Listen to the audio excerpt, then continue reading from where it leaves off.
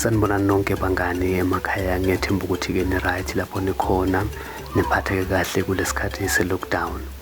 Bantwana bami, igama lami uMthunzi Motha, ngihlala eKatlehong kanti ngiyifunda leader yakwaNalibali. I-reading club yethu ithanda imfundo, reading club for kids.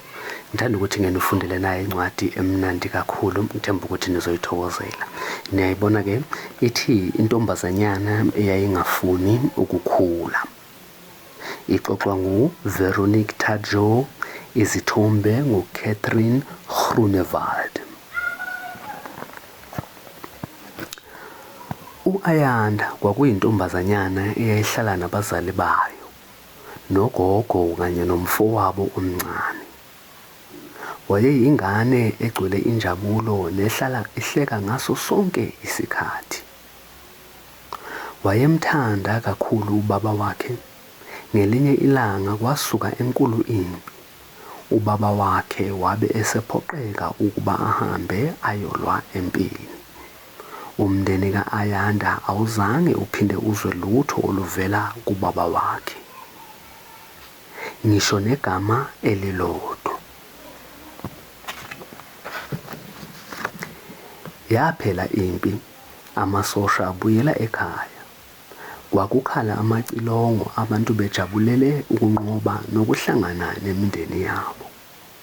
U-Ayanda naye wayelinde ubaba wakhe ngamehlo amhlophe. Wayecabanga ngezinto ababezozenza ndawonye nobaba wakhe, kodwa akazange abuye. Inhliziyo ka-Ayanda yaba buhlungu ngokweqile. Akekho umuntu owayekwazi ukumduduza.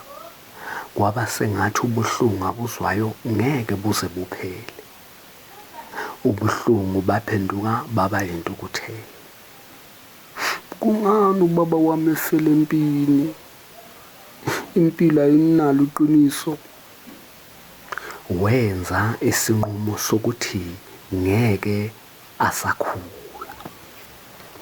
Niyambona ke bangani bami, u-Ayanda intombazanyana bezama ukuyiduduza, ingaduduzeki ngenxa yobuhlungu obabusenhlizweni yakhe, ubuhlungu obukhulu kakhulu. Nangu-ke niyazibona izithombe, u-Ayanda exoxa nabangani bakhe, niyazibona? Nangu, ya. Abantu babebuza bathi, Ayanda yini ungakhuli? Wayebaphendula athi, ngoba abantu abadala banezinhliziyo zimbi, baya empini, angifuni ukufana nabo. Yaqhubeka iminyaka, amantombazane endawo aqala akhula, kodwa u-Ayanda wahlala emncane njalo. Uma uhlala omncane kanjena, ngeke ushade, kusho abangani bakhe bemgcona. Anginandaba, kusho yena ebaphendula.